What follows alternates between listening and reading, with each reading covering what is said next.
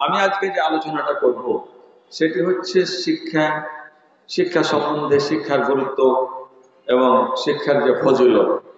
দেখুন, শিক্ষাই হচ্ছে জাতির মেরুদণ্ড। আজ শিক্ষার আলো যার মধ্যে আছে তিনি শিক্ষার কারণে অনেক ঊর্ধ্বে চলে গেছেন, অনেক দূরে চলে গিয়ে আবার ফিরে এসে বহু দূর থেকে টার্গেট করে আমাদের আলো নিয়ে এসে আমাদেরকে আলোর মাঝে এসে আলোতে আসা সুযোগ করে দিয়েছেন আল্লাহ পাকের ইচ্ছা। আলহামদুলিল্লাহ, সুবহান আলহামদুলিল্লাহ।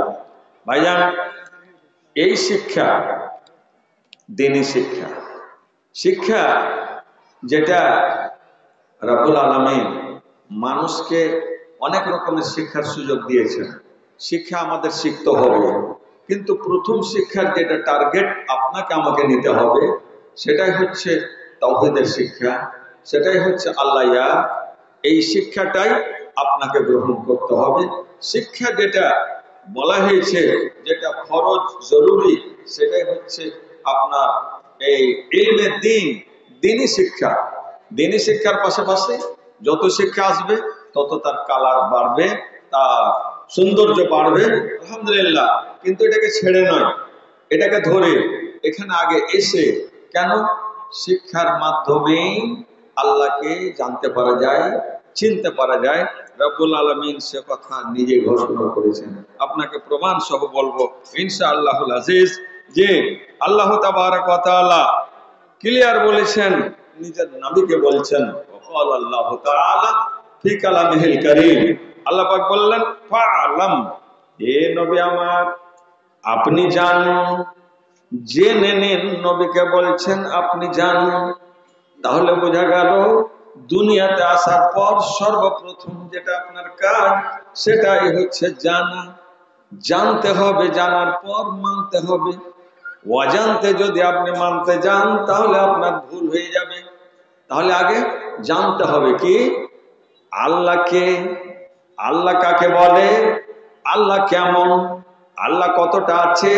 রব্বুল আলামিন বললেন ফাআলাম, হে নবী আমার আপনি জানুন, আন্নাহু লা ইলাহা ইল্লাল্লাহ, সূরা মুহাম্মদ আয়াত নম্বর 19।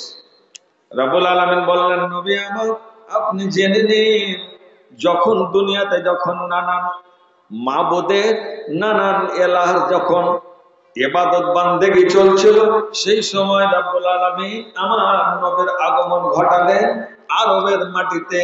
আরব হলো আপনার এমন একটা জায়গা, দুনিয়ার মধ্যস্থল। সেখান থেকে যখন ইলমের এবং শিক্ষার যখন আলো ছড়িয়ে পড়বে, চর্চা যখন হবে, সারা দুনিয়ায় ছড়িয়ে পড়বে। আল্লাহ পাক বললেন হে নবী আমার আপনি জেনে নেন, আন্নাহু লা ইলাহা ইল্লাল্লাহ, আল্লাহ ছাড়া আর কোনো মাবুদ নেই, কোনো মাবুদ নেই, কোনো এলাহ নেই। যার পূজা করতে হবে, যার ইবাদত করতে হবে, যার সামনে মাথা নত করতে হবে, যার সামনে মাথাটা পাতিয়ে দিতে হবে, যার কাছে জীবন ভিক্ষা চাইতে হবে, যার কাছে নিজের জীবনের সুখ শান্তি চাইতে হবে, যার কাছে বিভিন্ন রকমের আপদ বিপদ থেকে রেহাই চাইতে হবে, বাঁচতে চাইতে হবে, সেটাই হচ্ছে কি, সেটাই হচ্ছে আপনার আল্লাহ। তিনি হলেন রব, তিনি হলেন মালিক। সেটা কটা? একমাত্র রব, এছাড়া দ্বিতীয় আর কোন আলোচনা নেই, কোনো কথা নেই। এটাই নিয়ে আপনাকে আলোচনা করতে হবে। এ বন্ধু আমার, তাহলে বোঝা গেল জানার আগে আল্লাহকে বোঝা যাবে না। আল্লাহ কেমন, আল্লাহ কি করেন, আল্লাহর কর্ম কি, আল্লাহর বার্তা কি, আল্লাহ কে, আল্লাহ কি করেছেন, সমস্ত জিনিস শিক্ষার মাধ্যমে আপনাকে জানতে হবে। যে আল্লাহ তাবারক ওয়া তাআলা এই দ্বীনি শিক্ষাকে এত জরুরি করেছেন, তাওহীদের শিক্ষাকে, আল্লাহ ইয়াক, এই শিক্ষাটাকে এত জরুরি করেছেন, এবং জরুরি হওয়ারই কথা। জরুরি, এত জরুরি বলার শেষ নেই। আল্লাহুস সামাদ। তাই রব্বুল আলামিন কি বলেছেন? আল্লাহ পাক বললেন হাল ইয়াস্তাবিল্লাযিনা, হে নবী আমার আপনি বলে দেন, হাল ইয়াস্তাবিল্লাযিনা ইয়ালামুন ওয়াল্লাযিনা লা ইয়ালামুন, যারা জানে এবং যারা জানে না এই দুটো সম্প্রদায়, দুটো জামাত কি একই রকম বরাবর হতে পারে? মানের দিক থেকে, সম্মানের দিক থেকে, গুরুত্বর দিক থেকে না, না। জানার নাম আলাদা, অজানার নাম আলাদা। জানা এবং অজানাতে, না জানাতে আসমান এবং জমিনের পার্থক্য রয়েছে। এটাও আপনাকে দলিল দিয়ে বুঝাবো ইনশাআল্লাহ, প্রমাণ করাবো যে জানার গুরুত্ব কত, কত গুরুত্ব। আল্লাহ তাবারক ওয়া তাআলা পবিত্র আল কোরআন সূরাতুল মুজাদালা আয়াতে ঘোষণা করলেন আল্লাহ পাক যে রব্বুল আলামিন এই মান দিলেন, মান দিতে দিতে দিতে দিতে মানুষকে এত উচ্চ শিখরে পৌঁছে দিলেন। সূরা মুজাদালার 11 নম্বর আয়াতে আল্লাহ পাক বলছেন, ইয়ারফাইল্লাহুল্লাযিনা আমানু মিনকুম ওয়াল্লাযিনা উতুল ইলমা দারাজাত। আল্লাহ পাক বলছেন, ইয়ারফাইল্লাহুল্লাযিনা আমানু, সাধারণ মানুষ থেকে রব্বুল আলামিন তোমাদের আলাদা করে দিলেন, তোমাদের মান বৃদ্ধি করে দিলেন, তোমাদের উচ্চ শিখরে রব্বুল আলামিন পৌঁছে দিলেন। তোমরা উচ্চ শিখরে পৌঁছে গেলে তোমরা সম্মান তোমাদের বৃদ্ধি হলো, তোমরা একেবারে আলা হাই কোয়ালিটিতে তোমরা পৌঁছে গেছো। কিসের কারণে? তোমরা যখন ঈমান গ্রহণ করেছো, আল্লাহকে এক মেনে নিয়েছো, সমস্ত দেব দেবীর পূজাকে তোমরা বাতিল ঘোষণা করেছো, ওইগুলোকে সবকে ভেঙে চুরমার করে দিয়েছো, এক আল্লাহর দিকে তোমরা চলে এসেছো। তোমরা মেনে নিয়েছো, হে রব তুমি আমার জীবনের মালিক, তুমি আমার পুত্র সন্তানের জীবনের মালিক, তুমি আমার রিজিকের মালিক, তুমি আমার রুজির মালিক, জীবনের মালিক, মরণের মালিক। হে রব আমরা যতগুলো দেখলাম আল্লাহ রে, যেখানে পানি ছিল না সেখানে পানির ব্যবস্থা, যেখানে খাবার ছিল না সেখানে খাবার ব্যবস্থা, এই ব্যবস্থা কেউ দিতে পারে না। মানুষকে উদ্ধার করা তোমার কাজ, সব কাজ আল্লাহ। ফেরাউনের দুশমনি থেকে, ফেরাউনের স্বৈরাচারী অত্যাচার থেকে রব্বুল আলামিন একজন নিজের নবীকে অব্যাহতি দিলেন। নবী আমার মুসা নবী আলাইহিস সালাতু ওয়াস সালাম, তিনি পার হয়ে চলে গেলেন। যেই রব, কেমন রব, এককে মেনেছিলেন, এক রবকে যারা মেনে আছে তাদেরকে রব্বুল আলামিন বললেন তোমাদের আমি মালিক আছি, তোমরা পেরিয়ে যাও। যারা নিজেকে দাবি করেছে, অন্যকে যারা পুজেছে, এখানে ফয়সালা হয়ে যাবে আজকে যে আল্লাহকে মানাটা কেমন, আল্লাহকে জানাটা কেমন, আল্লাহকে না ধরাটা কেমন। রব্বুল আলামিন পার্থক্য করে দিলেন, একেবারে পার্থক্য, বাহারে কুলজুম দিলেন। এদেরকে যেমন পার হওয়া, আর সেকেন্ডের মধ্যে চোখের পলকে বাঁধ ভেঙে গেল, আর ফেরাউন সহ তার লস্কর সহ সবকে ডুবিয়ে মেরে ফেললেন। উদ্ধার করার কেউ আসতে পারল না। তাহলে কি বোঝা গেল? আল্লাহকে জানতে হবে, এর পিছনে মালিকানা কার আছে, এর পিছনে এত শক্তি কার আছে, কোন শক্তির বলে তিনি বেরিয়ে গেলেন, কোন শক্তির বলে এরাকে ডুবিয়ে দেওয়া হলো। একই মানুষের মতো ধারা, হাত পা একই রকম, কিন্তু ওরা কি করে বেঁচে গেল, এরা কি করে ডুবে গেল? এখানেই রব্বুল আলামিন নিজের খেলা দেখিয়ে দিলেন। দেখো, এককে যারা মেনেছে তাদের দেখো ওই পারে, আর বিভিন্ন ভাবে যারা হাবুডুবু খাচ্ছে, যারা কখনো এই কেনারা কখনো ওই কেনারা, তারা হাবুডুবু খেরে শুধু হাবুডুবু খায়নি, জীবন থেকে বিদায়, একেবারে শেষ বিদায় নিয়ে নিল। আর পৃথিবী আর তোমাকে দেখতে হবে না। তো আল্লাহ পাক বললেন, একটা গুরুত্ব তোমাদের ঈমানের কারণে তোমাদের মান বৃদ্ধি। দ্বিতীয়ত রব্বুল আলামিন বললেন, ওয়াল্লাযীনা উতুল ইলমা দারাজাত, যাদেরকে রব্বুল আলামিন জ্ঞান দান করেছেন, যাদেরকে তৌহিদে বিশ্বাসী করেছেন, যারা তৌহিদকে বুঝে নিয়েছে, মেনে নিয়েছে, সর্বত্র আমার মালিক হলেন আল্লাহ, আল্লাহকে এক মেনে নিয়েছি। আল্লাহকে ডাক দেওয়ার জন্য আলাদা জায়গা আছে, সেখানে গিয়ে আল্লাহকে ডাকতে হবে, আল্লাহকে প্রমাণ করাতে হবে, হে আল্লাহ আমি তোমার বান্দা, কেমন হয়ে তোমার সামনে আমি যাব? উলঙ্গ হয়ে যেতে হবে নাকি? কিছু মানুষ অজান্তে অজান্তে তারা এটাই নেকির কাজ মনে করেছিল। বর্তমান সেই যুগের বর্তমান আরব দেশে একেবারে মক্কায় কাবার পাশে কি করতো তারা? তারা এটাকে নেকি মনে করেছিল। জ্ঞানের অভাব ছিল, আসল জ্ঞানের অভাব ছিল। তারা নিজের নিজের জ্ঞানে পণ্ডিত, কিন্তু তাওহীদের জ্ঞান অভাব ছিল বলে তারা মনে করেছিল আল্লাহকে যে ইবাদত দেখাবো, আল্লাহ যে রাজি এবং সন্তুষ্ট হবেন কি করে, বলে উলঙ্গ হয়ে যাও, যে আল্লাহকে দেখাও, দিয়া করো কি তওয়াফ করো, কাবার তওয়াফ করো, এটাই নেকি, এটাই নেকি। আল্লাহ বললেন না, একেবারে ডিক্লারেশন দিয়ে দিলেন, লা ইয়াতুফান্না, কেউ যেন তওয়াফ না করে, ওর একবারে উলঙ্গ হয়ে চলবে না। জি, কিসের মাধ্যমে?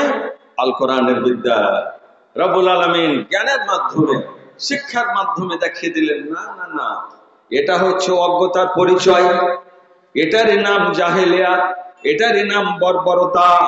রব্বুল আলামিন তোমাকে ইজ্জত দান করেছেন, তার জন্য রব্বুল আলামিন তোমাদের জন্য লেবাস দান করেছেন, লেবাস দিয়ে তোমাদের সৌন্দর্যকে বাড়িয়েছেন, তোমাদের মান সম্মানকে বৃদ্ধি করেছেন। অন্যান্য জাতিকে, অন্যান্য সৃষ্টিকে আল্লাহ পাক কোন লেবাস দিলেন না। একমাত্র একমাত্র মর্যাদা সম্পন্ন মানুষ এই মাখলুক রব্বুল আলামিনের, রব্বুল আলামিন খালেক, এই মাখলুককে দিলেন আল্লাহ সর্বোচ্চ মর্যাদা। যত রকমের পোশাক আছে তোমরা পরো, এবং পোশাকের মাধ্যমে তোমরা নিজের ইজ্জতটাকে ঢেকে নাও, যে তোমার ইজ্জত যেন অন্য কেউ যেন দেখতে না পায়। সুবহানাল্লাহ। সেই দিন তো একদিন আসবে, সামনাসামনি হবে, সেই দিন তাকাতে পারবে না, না তাকাটা ওটাই একটা ভয় ভীতিটা, ওটাই হয়ে যাবে পর্দা, ওটাই হবে লেবাস। সেই দিন মানুষের কোনো লেবাস থাকবে না, কিন্তু কেউ কাউকে দেখতেও পারবে না। নবীজি বললেন আল্লাহ পাক বলেছেন ওয়ালাকিন্না আযাবাল্লাহি শাদীদ, আল্লাহর আযাব এত কঠোর, এত কঠিন, কে কার দিকে তাকাবে ক্ষমতা নেই। আল্লাহ পাক দিলেন মর্যাদা। এ বন্ধু আমার, সারা দুনিয়া আমাদের লেবাস দেখে, আমাদের পোশাক দেখে, আমাদের মান দেখে লেবাস পরতে শিখেছে, লেবাস পরতে শিখেছে, লেবাস করতে শিখেছে, ইজ্জত ঢাকতে শিখেছে। আমরা কিন্তু সুম্মারা দাদনাহু আসফালা সাফিলিন, আবার কিন্তু নিচের দিকে আমরা ঘুরে চলে এসেছি। সবাইকে উপরে উঠিয়ে দিয়ে আমরা হলাম তাদের পেশোয়া, আমরা হলাম তাদের ইমাম, আমরা হলাম তাদের সামনের দিকে নিয়ে যাওয়া নেতৃত্ব আমরা দিলাম। না, লেবাস করতে হবে, লেবাস আমাদের হাতে, আমাদের এই শিক্ষা আমাদের হাতে। আমরা লোককে শিক্ষা দিয়ে আজ আমাদের মেয়েরা উলঙ্গ, যেটা আল্লাহ পাক ঢাকতে বলেছেন সেখানে আমরা খুলে দিলাম। আপডেট যুগ, আপ টু ডেট হতে গিয়ে, মডার্ন হতে গিয়ে সবকে আমরা বিকৃত করে দিলাম, অন্যদের আমরা নিয়ে নিলাম, আর আমাদেরটা অন্যরা নিয়ে ওরা সুন্দর হয়ে গেল, আর আমরা আবার কাদাতে নেমে গেলাম, গোবরের মাঝে নেমে গেলাম, নিম্নে নেমে গেলাম। রব্বুল আলামিন বললেন না না, এটা করলে চলবে না। ওয়াল্লাযীনা উতুল ইলমা দারাজাত, যাদেরকে রব্বুল আলামিন জ্ঞান দান করেছেন, এদের জ্ঞান পাওয়ার কারণে এদের মান সম্মানকে আল্লাহ পাক বৃদ্ধি করে দিয়েছেন। কেমন করে করেছেন? বন্ধু আমার, মনে কিছু নেবেন না, নেওয়ার কোনো কারণ নেই। পাক পরবর্তীকারে আলম আল্লাহ পাক নিজে বলেছেন, বান্দারে আমার, এটা তোমরা জেনে নাও কেমন ভাবে হবে, কেমন করে তুমি নিবে, কেমন করে তুমি যাবে। রব্বুল আলামিন নিজেই বললেন, ইন্নামা ইয়াখশাল্লাহা মিন ইবাদিহিল উলামা। কথাটা মনে রাখবেন মাথায়। এটার উপর দিয়ে সহিহ বুখারীর একটা হাদিস আপনাকে শোনাবো ইনশাআল্লাহ। জি, খুব শর্টে। কি বললেন আল্লাহ? আল্লাহকে বলে প্রকৃত ভয় যদি কেউ করে, প্রকৃত ভয় যদি কেউ করে, সেটা হচ্ছে ওলামা, আলেম সম্প্রদায়। প্রশ্ন আপনার মনের মাঝে আছে, প্রশ্নটা রাখেন, উত্তর আসবে। প্রশ্ন কি আসবে? এ বন্ধু আমার, তাহলে কি ওলামা সম্প্রদায়, আলেম সম্প্রদায় শুধু আল্লাহকে ভয় করেন? আমরা কি ভয় করি না? আমরা যদি ভয় না করি তাহলে মঞ্চে কেন বসে আছি? আমরা যদি ভয় না করি এই আলেমদের খাবার কেন দিই? আমরা যদি ভয় না করি তাহলে এদের মান দেওয়ার জন্য আমরা কেন এদের আলাদা বাসা করেছি, এদের জন্য স্টেজ করেছি, এদের জন্য চেয়ার করেছি, এদের জন্য মঞ্চ তৈরি করেছি, নানান রকমের করেছি। আমরা তো আল্লাহকে বলে ভয় করি, কিন্তু বন্ধুরে ভয়ে কিন্তু পার্থক্য আছে। এটা নয় যে আপনি করেন না, আপনি করেছেন বটে, কিন্তু যেই গভীরতায় গিয়ে আলেম সম্প্রদায় আল্লাহকে ভাবতে পারবেন, আল্লাহকে বলে ভয় করতে পারবেন, ওই জায়গাতে ওই গভীরতাতে আপনি যেতে পারবেন না, আমি যেতে পারবো না। কেন? আমার কাছে ইলমের অভাব আছে।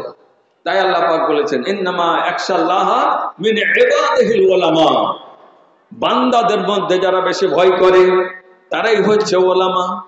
যারা ভয় করে, যারা বেশি কাজ করে তারা হলো ওলামা। ওই ওলামাটা কোনখান থেকে তৈরি হবে? ওলামা তৈরি হওয়ার কারখানা এটা, মারকাজ হলো এটা রে বন্ধু, এখান থেকে তৈরি হবে। এ বন্ধু আমার, এই মারকাজ থেকে আপনার, এই জায়গা থেকে আপনার, সুবহানাল্লাহ, এই কেন্দ্র থেকে আপনার গোটা দেশে গোটা দুনিয়ায় ছড়িয়ে গেল। তার পেছনে আপনার মেহনত, বিভিন্ন জায়গায় গিয়ে তারা ইমামতি করে, নেতৃত্ব দেয়, দিনের সমাজের নেতৃত্ব দেয়। এরাই হচ্ছে ওলামা সমাজ। এরা আল্লাহকে বলে ভয় করে। যে যেখানে যাক না কেন, বিশ্বের কোন কর্নারে চলে যাক না কেন, বন্ধুরে আমার, মা বোন আমার, তারা আপনাকে ভুলতে পারবে না। কারণ আপনি তার জীবনের শুরুয়াত করেছেন যার কিছুই ছিল না। হাল ইয়াস্তাবিল্লাযিনা ইয়ালামুন ওয়াল্লাযিনা লা ইয়ালামুন, কিছুই জানতো না, এখানে আসার পর জানতে পেরেছে। এখানে আসার পর তার মান বেড়েছে, সেই দিন থেকে তার নামটা পাল্টে গেল। সে কি বলছিল? এই অমুকের বেটা, এই ছেলেটা, এই শুনো, এই দিন থেকে বলছে না এটা ওস্তাজি, আমাদের ভাষা এই তালেবে ইলম। কি বলছে? তালেবে ইলম মান খারাজা ফি তালাবিল ইলম ফাহুয়া ফি সাবিলিল্লাহ। এ বন্ধু আমার, এই ছেলেরা যখন বেরিয়ে যায় বাড়ি থেকে আল্লাহর পথে জ্ঞান সন্ধান করার জন্য, জ্ঞান অর্জন করার জন্য যখন বেরিয়ে গেছে, তারা ফি সাবিলিল্লাহ, আল্লাহর পথে তারা বেরিয়ে গেছে। এ বাপু আমার, রব্বুল আলামিন বললেন আলেমেরা, ওলামারা একেবারে সুন্দরভাবে, গভীরভাবে নিজের জ্ঞানের গভীরতা দিয়ে আল্লাহকে বলে ভয় করেন। যেরকম ভয় করা দরকার, এটা আসল ভয় যদি করে তাহলে ওলামা ভয় করে। যে বলছিলাম যে আপনার মনে একটা প্রশ্ন আছে, প্রশ্নটাকে রেখে দেন। এবার আপনাকে বলি, আপনি আসছি সূরা ফাতির আয়াত নম্বর 28। আল্লাহ পাক কি বললেন আপনাদের জানালাম। যদি প্রকৃত ভয় আল্লাহকে বলে ভয় করে তাহলে কারা করে? এই ওলামা সমাজ করে। মনের মাঝে তো হিংসা আসবে, ওলামারা চলে গেল, আমরা তাহলে কিছুই নয়। আপনারা আছেন, কিন্তু পার্থক্য আছে। পার্থক্য ওটাই যে রব্বুল আলামিনের নবী বলেছেন ইদা হাজারাতিস সালাত, যখন আপনার নামাজের সময় হবে, ফালিয়াযান আহাদুকুম, আপনাদের মাঝ থেকে, আপনাদের মধ্য থেকে একজনকে বলুন আযান দিয়ে দাও, আল্লাহু আকবার, আযান দেন। এবারে বন্ধু আমার, আযান হয়ে গেছে। আযান কোন একজন শ্রীপুরের কোন একজন ব্যক্তি দিয়ে দিয়েছেন, জোহরপুরের কানুনপাড়া সোনাখুলে কোন একজন দিয়ে দিয়েছেন। এবারে লাইনে দাঁড়িয়ে দিয়ে সবাই লাইনের দিকে কেন তাকায়? ডান দিকে তাকাচ্ছেন, বাম দিকে তাকাচ্ছেন, বামে তাকাচ্ছেন, ডানে তাকাচ্ছেন, পিছনে তাকাচ্ছেন। কাকে খুঁজছেন? ইমাম কাকে বানাবেন? কে যাবে সামনের সারিতে? কে বলবেন আল্লাহু আকবার? একে মনে করুন করে লক্ষ লক্ষ মানুষ তার পিছনে, সবাই বলবে আল্লাহু আকবার। উনি যেমন তিন কাজ কর্মকে সবকে হারাম করে দিলেন, ওরই আওয়াজে আওয়াজ মিলিয়ে দিলাম আমরা গোটা দেশের মানুষ, আমরা বলে দিলাম আল্লাহু আকবার। আল্লাহ রে, গোটা দুনিয়ার সমস্ত কাজকে ত্যাগ করে দিলাম, হে আল্লাহ তোমার ধ্যানে আমরা মগ্ন হয়ে গেলাম। আসুন আর একটু খোলাসা করে দিই, বিশ্লেষণ করে দিই। জি, তাহলে কাকে খুঁজলেন? নবী আমার বললেন এবারে তোমাদের নামাজ পড়াবে কে? ওয়ালিয়াউম্মুকুম, কে নামাজ পড়াবে, ইমামতি কে করবে? তিনি বলেছেন শুনো শুনো, তোমাদের ইমাম কে হবে? জি, ইমাম কে পড়াবে, নামাজ কে পড়াবে? সুবহানাল্লাহ। তিনি বলেছেন আকরাউকুম লিকিতাবিল্লাহ, যিনি কিতাবুল্লাহ বেশি জানেন, যিনি বড় কারি, যিনি বড় সুদক্ষ আলেম, তিনি হবেন ইমাম। ইমাম আলেম ওখানে অনেক আছে, কিন্তু তাদের মধ্যে যিনি সুদক্ষ বেশি হবে তিনি যাবেন আগে, সবাই বলবেন ওনাকে যেতে দিন, উনি যাবেন সামনের দিকে। আল্লাহু সামাদ। এদের মধ্যে আবার পার্থক্য। তাহলে বিচারটা করুন, কোথায় গেল সাধারণ মানুষ আর কোথায় গেল আলেম? শুধু তাই নয়, এখানে শেষ নয়। আসুন সহিহ বুখারী জেল নাম্বার 2 দ্বিতীয় খণ্ড। আপনার এখানে একদিন হবে ইনশাআল্লাহ, বুখারী পাঠ হবে, বেঁচে থাকবেন যারা দেখতে পাবেন, খুব তাড়াতাড়ি আসবে ইনশাআল্লাহ আশা করছি। যায় আর গতিবেগ সামনের দিকে এগিয়ে যাচ্ছে। আমাদের মিডনা মাদ্রাসা টিপ টিপ করে চলছে, ওখানে বুখারী চলছে আপনার মোটামুটি নতুন ভাবে যেটা শুরু হয়েছে 30 বছরের উপরে, 35 বছরের উপরে হয়ে গেল, জি বুখারী চলছে।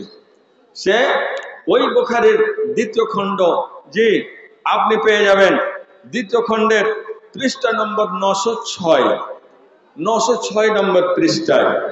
আসুন, সুবহানাল্লাহ, কত পার্থক্য এবং শিক্ষা কোন কোন জায়গাতে পাওয়া যায়, এটাই বলবো আপনাকে। একটা গুরুত্বপূর্ণ আলোচনা, একটু ধ্যান দিয়ে শুনবেন। যে নবী আলাইহিস সালাতু সালাম মদিনায় যখন মক্কা ত্যাগ করে এসেছিলেন, অনেকগুলোকে এত সুন্দর কায়দা করেছিলেন, একে অপরের সাথে লাগিয়ে দিয়ে গলায় গলায় লাগিয়ে দিলেন। আব্দুর রহমান বিন আউফ, সাদ বিন রবি, এদেরকে বললেন তোমরা দুজন দোস্ত। বলে দোস্ত আপনি বানালেন? হ্যাঁ বানালাম। গলে গলে লেগে গেল দোস্ত। সে দোস্ত কেমন জানেন? আজকের মতো ফাঁকি দেওয়া দোস্ত নয়, যে দোস্তের কাছে বেশি সম্পদ আছে, টাকা পয়সা আছে, টাকা গুটি নিয়ে বলে দোস্ত ছুট্টি যাও, আর তোমার সাথে দোস্তি নেই। বলে দোস্ত আমার কোথায়? আর কোথায় পাবো, যতদিন সুখ ছিল ততদিন দোস্ত, আর দোস্ত খুঁজে পাবো না। এই দোস্ত না, ওরা করেছিল কি জানেন? সবকিছু বাড়িতে, বলছে এর বাড়ি নাই, ঘর নাই, শ্রীপুরের মানুষ খুব ভালো, একজন আলেমকে দূর থেকে নিয়ে এসছে, ও এসেছে, তোর পরিবার থাকবে, তার জন্য ঘর লাগবে, জায়গা লাগবে, টিউবওয়েল খুঁজে দিতে হবে, সুন্দর করে ফ্যান দিতে হবে, মুক্ত দিয়েছে, দিয়ে ওর ঘরে একটা আলাদা করে দিয়ে দিয়েছে। তারপরে বলছে খাবে কি? তো বলছে আমার 6টা গাছ আছে, 2টো গাছ তোমার থাকলো, 4টা গাছ আমি এই মাদ্রাসায় দেবো, মুক্ত করবো, আর 2টো গাছ তুমি খাও, ফল যা হবে তুমি নাও। শেষ পর্যন্ত কি বলেছে জানেন? শুনতে অবাক লাগবে। এর নাম বন্ধু। কি বলেছে? হে বন্ধু আমার, আমি জানি আপনার বউ নেই, আপনার বিবাহের দরকার আছে। বন্ধুরে আমার 2জন বিবি আছে, স্ত্রী আছে, আপনি পছন্দ করে নেন। আপনাকে আমি এটা বলবো না যে এটা একটা সুশ্রী, একটা সুন্দরী মেয়ে, এটা আমার থাকলো। 2 নম্বরটা যেটা একটু কম সুন্দরী, ওটা আপনাকে দিয়ে দিলাম না। বলছে বন্ধু কোনটা সুন্দর কোনটা কম সুন্দর দুটোই তুমি দেখো, পছন্দ করে নাও, যেটা তোমার পছন্দ হবে ওটাকে আমি তালাক দিয়ে ইদ্যুৎ কাটার পর বন্ধু আমার তোমাকে আমি সিনাই সিনাই লাগিয়ে নিয়েছি, আমার নবী আমার গলায় গলায় লাগিয়ে দিয়েছেন। নবী আমার বলেছেন হাজা সাদিকোকা হাজা আখোকা, এটা তোমার ভাই, এটা তোমার বন্ধু, তুমি বন্ধু রূপে তাকে বরণ করে নাও। বরণ করে নিয়েছি, আমার নবী বানিয়ে দিয়েছেন, ছাড়তে পারবো না বন্ধু। বলো বন্ধু এরকম যে কি বসাইনি, এই যে জমিতে আমরা বর্গা বসাইনি, বলছে বারাকাল্লাহু লাকা, বন্ধু আল্লাহ আপনাকে অগণিত বরকত দেখ, আপনার পরিবারে, আপনার মালে, আপনার সম্পদে। বন্ধুরে এত বড় কুরবানি, এত বড় বিচারে তুমি আমাকে ফেলিও না বন্ধু, এই কুরবানি আমি চাইনি। আর কত তার অন্তর বড়, যেমন বন্ধুর অন্তর বড়, তার বন্ধুর অন্তর বড়। বলছে বন্ধু এত বড় বিচার আমাকে দিও না বন্ধু, এত বড় কুরবানি আমি তোমার কাছে চাইনি। জীবন তুমি কাটাচ্ছ, তোমার স্ত্রী তোমাকে ভালোবেসেছে, তোমাদের ঘর সংসার 2জনের চলছে। বন্ধু আমার, তোমার বন্ধুত্বকে, তোমার ভালোবাসার মধ্যখানে আমি কাঁটা লাগাতে চাই না। বন্ধু লাগবে না, তোমার স্ত্রীকে তুমি বরণ করো, স্ত্রী তোমার থাক, এটাও তুমি ব্যবহার করো, ওটাও নিয়ে চলো, তোমার লাগবে না। বারাকাল্লাহ, আল্লাহ বরকত দান করুন। বন্ধু আমার এত বড় তোমার অন্তর আল্লাহ করেছেন, অন্তর আরো বড় করে দাও। বন্ধু আমার শুধু একটু বলে দাও, এই দুনিয়াতে, এই বাজারে, মদিনার বাজারে, মদিনার এলাকাতে কোনো বাজার আছে কিনা? বলছে হ্যাঁ বাজার আছে। বাজারে গিয়ে কিছু ব্যবসা বাণিজ্য করে উপার্জন করে আবার বিয়ে করেছেন, ওদিকটা ছেড়ে দিলাম। এই বন্ধুত্ব ছিল। নবী আমার এইরকমই বন্ধুত্ব লাগালেন। আখান নবী সাল্লাল্লাহু আলাইহি সাল্লাম বাইনা সালমান আল ফারসি ওয়া আবি দারদা। ঠিক আছে, ভালো আছে। হ্যাঁ ইনশাআল্লাহ। জি, তো কি বলছিলাম, আল্লাহর নবী আরো দুইজনকে লাগালেন বন্ধু, কারণ ওকে বসবাস করতে হবে। তো এই যদি ওকে দুশ্মন মনে করে থাকে, ওই মক্কা থেকে এসছে, এরা আলাদা রাখো, এরা সব বিদেশি, এরা সব মহাজের, না না না না, এরা আমাদের ঘর বাড়ি সব লুটপাট করে নেবে না।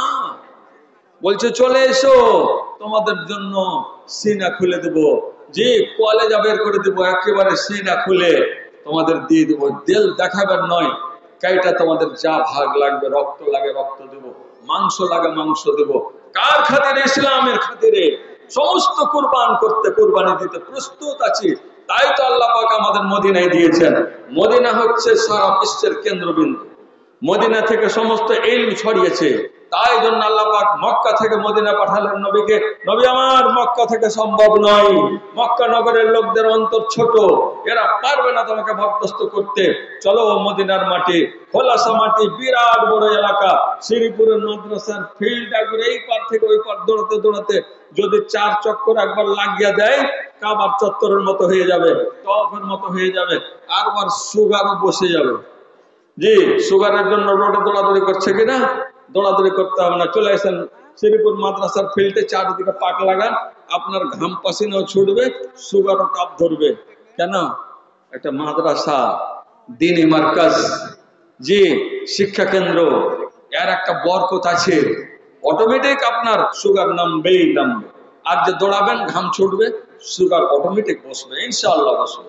দুটো কারণ, দুই কারণে আপনি ইনশাআল্লাহ ত্বরান্বিত হয়ে যাবেন। যদি মনে না ধরে, একদিন আসেন, 2-4 দিন 10 দিন করেন, করে দেখবেন ইনশাআল্লাহ এটা প্রমাণ হয়ে যাবে যে এমনি দৌড়াচ্ছিলেন রোডে, যে দৌড়াতে যে সুগার কমেছিল, মাদ্রাসার ফিল্ডে এসে দৌড়িয়ে আপনার বেশি কমেছে, বেশি আপনার আয়ত্তে চলেছে, নিয়ন্ত্রণে চলে এসেছে। আসুন, নবী আমার দুইজনকে বন্ধু বানিয়ে দিলেন, সালমান ফারসিকে এবং আবু দারদা রাদিয়াল্লাহু তাআলা আনহুকে। আবু দারদা রাদিয়াল্লাহু তাআলা আনহু একজন নবীজির আমার সুযোগ্য সাহাবী। তিনি আল্লাহ ভীরু মানুষ, নবী ছাড়া কিছু বুঝেন না, আল্লাহর ইবাদত ছাড়া কিছু বুঝেন না, একেবারে সরল মানুষ।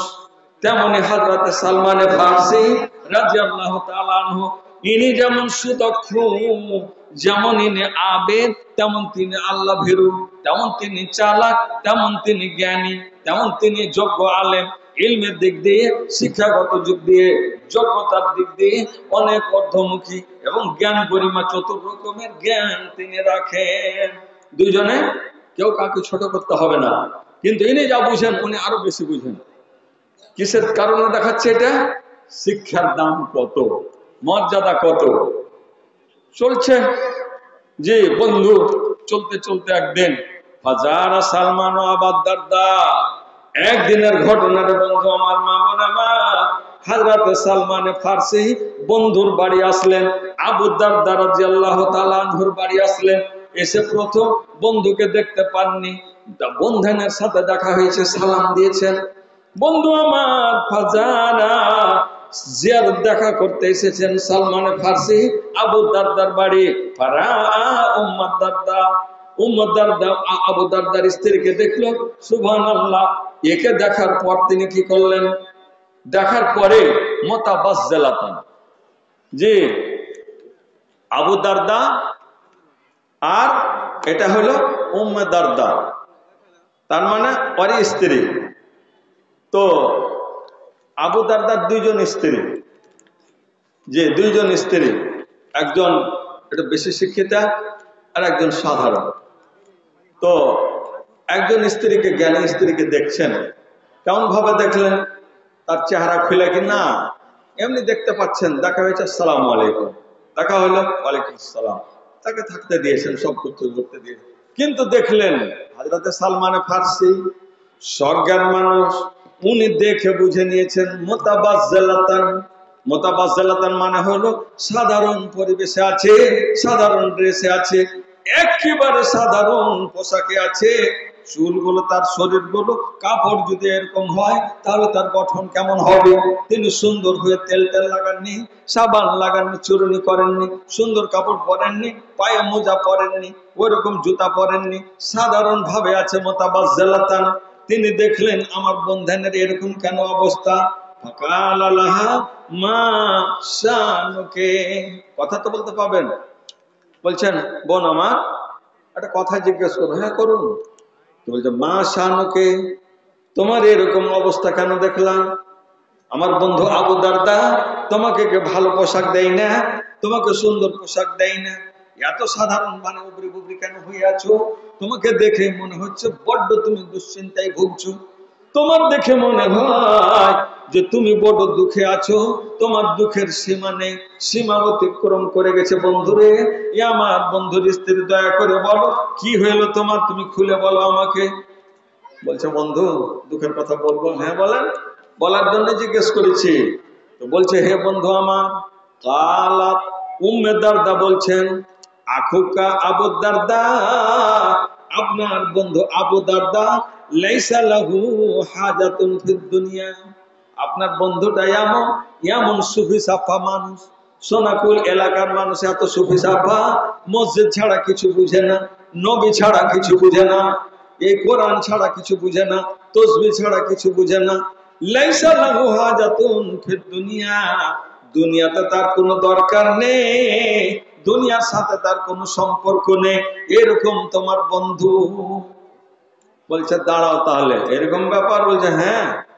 চালাক মানুষ বুঝে গেলেন, ইনি যে এত ভদ্র মেয়ে মহিলা, এত সুন্দর শব্দ, যেমন শব্দ দিয়ে উনি উচ্চারণ করে প্রশ্ন করেছেন, তেমন সুন্দর শব্দ দিয়ে উচ্চারণ করে তিনি উত্তর দিলেন যে আপনার বন্ধু দুনিয়ার সাথে কোনো সম্পর্ক নেই। আর কিছু বেশি বলার দরকার নেই। আমাদের সমাজ হলে বলতো, আমার সাথে কথা বলে না, কোথায় যায় কি করে, কোনোদিন একটা সুখের কথাও গল্পও হলো না, আমাকে জিজ্ঞেসও করে না কি খাবা, কি তোমার ওষুধ লাগবে না, কাপড় লাগবে না, তেল লাগবে না, সাবান লাগবে, কোনো কথা নেই। এরকম নানান রকম কথা বলে দিতেন। তিনি একটাই কথা বললেন, আপনার বন্ধু আবু দারদা লাইসা লাহু হাজাতুন ফিদ দুনিয়া, দুনিয়ার সাথে তার কোনো সম্পর্ক নেই। তিনি বুঝে গেলেন যে ই তো আর কিছু বুঝে না, ওই মসজিদ, আল্লাহ, আল্লাহ রাসূল, এরকম। ঠিক আছে, রাত্রের বেলায় দেখি চেক করে আমার বন্ধন যা বললেন, আমার বন্ধুর সাথে সেটা ট্রাই করে দেখতে হবে। হঠাৎ করে যদি বন্ধুকে টাচ করি আর যদি ওর প্রশ্ন করে, এই বন্ধু তুমি কেমন, তোমার এরকম শুনলাম, কি করেছিল? না না না, চালাক। দেখছেন, মগজ, জ্ঞান, শিক্ষা, এটাই শিক্ষা। এই শিক্ষার কারণ সালমানে ফার্সি অত্যন্ত চালাক মানুষ, চতুর মানুষ। আল্লাহ সমা আমার শেখেরা আছেন, আল্লাহ রাসূল সাল্লাল্লাহু আলাইহি ওয়াসাল্লাম দুশমনের সাথে মোকাবিলা করার জন্য, দুশমন যখন আসছে মদিনার উপরে হামলা করতে, নবীজির রায় আর হযরতে সালমানে ফার্সি ইনারা রায় দিয়েছিলেন, হুজুর আমার, এরা যদি আক্রমণ করতে আসে তাহলে আমরা বাইরে যেতে গেলে এদের মোকাবিলা আমরা করতে পারবো না। নবী আমার, আমরা মদিনার মাটিতে থাকবো, কিন্তু ওদের এমন আমরা প্রতিহত করব, এমন ভাবে ঘায়ল করব, এমন ভাবে আমরা কাজ করব, ওদের চোখ এবং মাথা ঘুরিয়ে দেব। কি করবে? বলছে নবী আমার। নবীও বলছেন এটা করলে ভালো হয়। সালমান ফার্সি বললেন এটাই ভালো হয়। চতুর্ধারে খান্দাক সেদিন খোঁড়া হয়েছিল, খান্দাক খুঁড়ে প্রমাণ করে দিলেন দুশমনেরা 10 দিন থেকে 10 দিন, 20 দিন, 15 দিন থেকে সুবহানাল্লাহ কিছুই করতে পারেনি। দেখে অবাক হয়ে গেছে, অবাকাণ্ড কে হলো, কেন হলো, কিভাবে হলো। আজকে যেমন শিরপুর মাদ্রাসায় ঢোকার পরে দেখে গেছিলাম নিচের তালা মসজিদ, খুব সুন্দর। আজকে দেখছি আমার মাওলানা সাহেব উপরে নিয়ে যাচ্ছেন। আমি বলছি সুন্নাতটা নিচে পড়িলে, বলছে আসুন না। উপরে যাচ্ছে, তা বাপরে বাপ, উপরের তালা কমপ্লিট মসজিদ, আর একদম সোফা বিছা আছে সুন্দর করে। তো কোন দোয়া দেব, আবার নিয়ে চলে যাচ্ছেন। আমি ভাবছি যে মসজিদে হয়তো আবার কর্নারে আর একটা মেহমান খানা করেছে। বাপরে বাপ, যে শ্রীপুর মাদ্রাসাতে মেহমান খানা, যে হ্যাঁ মেহমান খানা, এগুলো আমাদের মাদ্রাসাকে দেখাতে হবে যে আপনারা একটু দেখেন মেহমান খানা কাকে বলে। এখানে এসে শিখতে হবে, যে দেখতে হবে, মানতে হবে। দেখে নেবেন, কেউ যদি মনে করেন আমি বললাম কেন দেখে নেবে, নিচের তালা উপরের তালা আর এই যে বিল্ডিং, এরকম দেখে দেখে অবাক। এ কি, সেই দিন অবাক হয়েছিল কাফেরেরা, বেদিনেরা, এ কি মদিনাকে এভাবে ঘেরা, এক একজন আমি চলে যাবো লাগছে, আসে আর ঝাঁপিয়ে পড়ে, ওর সবারই গেল, ঘোড়া গেল, ও গেল, শেষ। শেষ পর্যন্ত ঝড় তুফান হয়ে হাক্কা বাক্কা খেয়ে বেইজ্জত হয়ে ঘুরে যেতে হয়েছে যে এই কানুন, এই ইঞ্জিনিয়ারিং প্যাটার্ন কোথা থেকে আসলো গো, কোন ব্রেনে কাজ করেছে? আল্লাহ পাক ব্রেন দিয়েছেন, ওই ব্রেন লিয়ান হযরত সালমান